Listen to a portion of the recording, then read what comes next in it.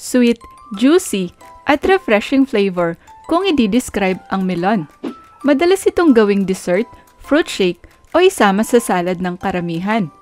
Mayroong iba't ibang klase ng melon, ngunit ang pinaka-popular variety nito ay ang honeydew melon at cantaloupe. Ang cantaloupe, o kilala din sa tawag na muskmelon at rock melon, ay ang madalas nating kaining mga Pinoy. Ito ay nagtataglay ng maraming antioxidants at iba't ibang klase ng vitamins. Ang ilan sa mga benefits na makukuha natin sa melon ay: number 1, pampalakas ng immune system. Ayon sa United States Department of Agriculture, ang isang cup ng melon ay nagtataglay ng 100% recommended daily value ng vitamin C. Ito ay nakakatulong upang palakasin ang immune system at pinopromote ang paggaling ng sugat. Sinusuportahan din ng vitamin C ang production ng collagen upang mapanatiling healthy ang skin, bones, at cartilage. Ayon sa pag-aaral, ang vitamin C-rich foods tulad ng melon ay nakakatulong din upang maiwasan at malunasan ang common cold at pneumonia. Therefore, mainam isama sa daily diet ang melon para mapanatiling malakas ang immune system. Number 2, pinapanatili kang hydrated. Dahil sa high water content ng melon, ito ay naging popular na prutas tuwing summer. Ang melon ay nagtataglay ng 90% water. Kaya ito ay nakakapawi ng uhaw at nakakatulong upang mapanatiling hydrated ang ating katawan. Ito rin ay nakakabuti sa heart health. Kung ikaw ay hydrated, hindi mahihirapan ang iyong heart sa pagpump ng dugo. Ang mild dehydration ay maaaring magdulot ng pagkahilo, sakit ng ulo, constipation, dry skin at dry mouth. Samantala, ang severe dehydration ay maaaring magdulot ng mababang blood pressure, mabilis na heart rate, kulubot na balat, o kawalan ng malay. Pinapataas din ng dehydration ang risk na mabuo ang kidney stones. Although ang plain water ang pinakamagandang inumin upang mapanatiling hydrated ang ating katawan, makakatulong din ang water-rich fruits tulad ng melon. Ang melon ay mayroong high content ng electrolytes na mas effective upang mapanatiling hydrated ang katawan. Ito ay nagtataglay ng electrolytes tulad ng sodium, calcium, potassium at magnesium. Kaya naman, napaka-effective na pang-hydrate ang melon. Number 3, pinopromote ang eye health. Ang melon ay mayaman din sa beta-carotenes. Base sa pag-aaral, ang carrots at cantaloupe melons ay may same amount ng beta-carotene. Kapag na-absorb ng katawan ang beta-carotenes, ito ay nagiging vitamin A. Ito ay nagsisilbing antioxidant na tumutulong labanan ang free radicals na umaatake sa cells ng katawan. Pinopromote nito ang eye health at nakakatulong upang maiwasan ang night blindness. Ang melon ay nagtataglay din ng antioxidants na lutein at zeaxanthin. Kapag pinagsama ang dalawang antioxidants na ito ay nakakatulong upang i-filter out ang nakakapinsalang blue light rays. Ayon sa mga doktor, ito ay nagbibigay proteksyon sa eye damage na nagdudulot ng age-related macular degeneration. Number 4, pinopromote ang healthy skin at hair. Ang melon ay mayaman sa antioxidants tulad ng vitamin C at beta-carotene na nakakatulong upang protektahan ang skin mula sa sun damage at free radicals. Pinopromote din ito ang collagen production upang mapanatiling healthy ang skin at hair. Aside from that, ang melon ay may high water content na nagbibigay ng youthful glow sa ating skin. Piniprevent din ito ang wrinkles, pinapanatili ang skin elasticity at nagbibigay ng anti-aging benefits. Kung ikaw ay may eczema, ang melon juice ay pwede mong gawing lotion. Ito rin ay nakakatulong upang matanggal ang pekas at maaaring gamiting first aid para sa paso at galos. Base sa isang pag-aaral, ang minerals at vitamins na taglay ng melon ay nagpo-promote ng hair growth at piniprevent ang hair loss. Number 5, nakakatulong sa digestion at weight loss. Ang melon ay good source din ng dietary fiber. Pinopromote nito ang healthy digestion, piniprevent ang constipation, at sumusuporta sa regular bowel movements. Maliban doon, nakakatulong din sa pagpapapayat ang high fiber foods tulad ng melon. Pinopromote nito ang feeling of fullness o pagkabusog, so hindi ka agad magugutom at mababawasan ang iyong calorie intake. Number 6. Pinopromote ang heart health. Ang melon ay mayaman din sa potassium, isang mahalagang electrolyte mineral. Ang 1 wedge ng medium-sized melon ay nagtataglay ng 4% recommended daily value ng potassium. Ayon sa American Heart Association, ang potassium ay nakakatulong upang mapanatiling balanse ang water sa cells at body fluids. Ito rin ay nakakatulong upang mapanatiling maayos ang muscle contraction, blood pressure levels, at nerve health.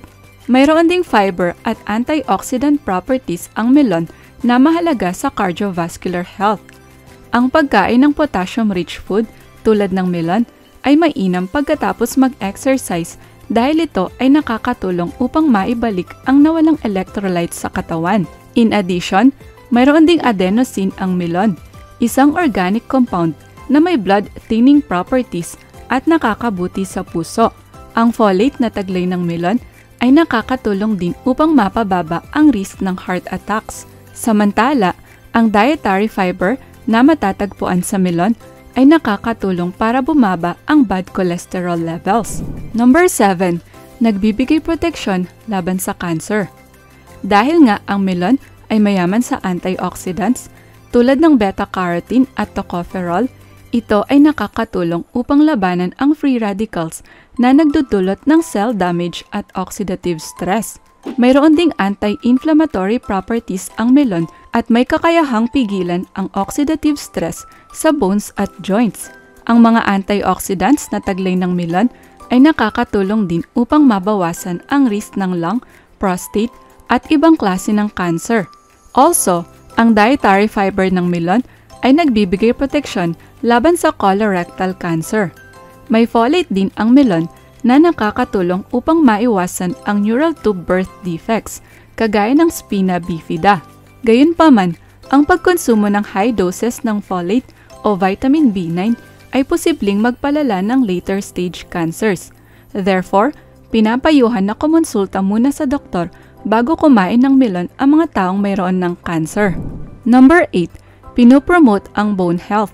Higit sa lahat, ang melon ay nagtataglay ng minerals tulad ng potassium at calcium na nakakatulong upang mapanatiling healthy ang bones. Ang 1 cup ng melon ay nagtataglay ng 8% recommended daily intake ng folate. Ito ay nakakatulong upang maiwasan ang bone-related conditions kagaya ng osteoporosis. Mayroon din itong vitamin K at magnesium na nakakatulong sa pag-repair ng mga buto. Pinopromote din ng vitamin K ang production ng osteocalcin, isang mahalagang protein na natatagpuan sa buto. Ang melon ay mayroon ding small amounts ng phosphorus at zinc na sumusuporta sa bone health. Ngayong alam mo na kung gaano ka-healthy ang melon para sa iyong kalusugan, pag-usapan naman natin ang side effects nito. Ang melon ay generally safe na kainin, ngunit ang labis na pagkonsumo nito ay posibleng magdulot ng side effects, kagaya ng number 1, allergy. Although bihira lang itong mangyari, may iilang tao na maaaring makaranas ng allergic reaction sa melon. Ang melon allergy ay karaniwang nararanasan ng mga taong may hypersensitivity sa pollen o ibang plant foods. Maaari ring makaranas ng oral allergy syndrome ang mga taong may asthma kapag kumain ng melon. Ang symptoms ng melon allergy ay mild itching, hives, hirap sa paghinga o pamamaga ng lalamunan. Number 2, digestive problem. Ang labis na pagkonsumo ng melon ay posibleng magdulot ng digestive problem dahil ito ay nagtataglay ng high fiber. Ito ay maaaring magdulot ng bloating, gas o diarrhea sa ilang mga tao. Kaya naman ang melon ay dapat kainin in moderation. Number 3, sugar content. Kung ikukumpara sa ibang prutas, mababa ang sugar content ng melon. Ngunit ito ay nagtataglay pa rin ng natural sugars na maaaring makaapekto sa blood sugar levels. Therefore, dapat maging maingat ang mga taong may diabetes o nahihirapang kontrolin ang kanilang glucose level sa pagkain ng melon.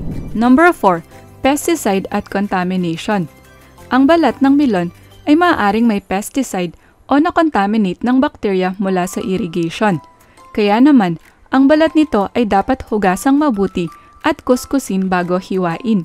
Sa ganitong paraan, matatanggal ang natitirang pesticide at maiiwasan ang pagpasok ng bakterya sa mismong laman ng melon. Number 5. Drug interaction. Maaari ring magdulot ng drug interaction ang melon. For example, ang beta blockers ay ginagamit ng mga taong may heart disease upang pataasin ang kanilang potassium levels. However, ang mataas na potassium levels ay nagdudulot ng kidney damage. Therefore, ang melon ay dapat i-consume in moderation ng mga taong umiinom ng beta blockers dahil mataas din ang potassium nito. Ang melon ay maaari ring maka-interfere sa blood thinners. Posible nitong mapataas ang risk ng bleeding o mabawasan ang effectiveness ng blood thinner medication. Ano ang recommended daily intake ng melon?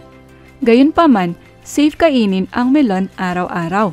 Pero ito ay dapat kainin in moderation para maiwasan ang mga side effects nito.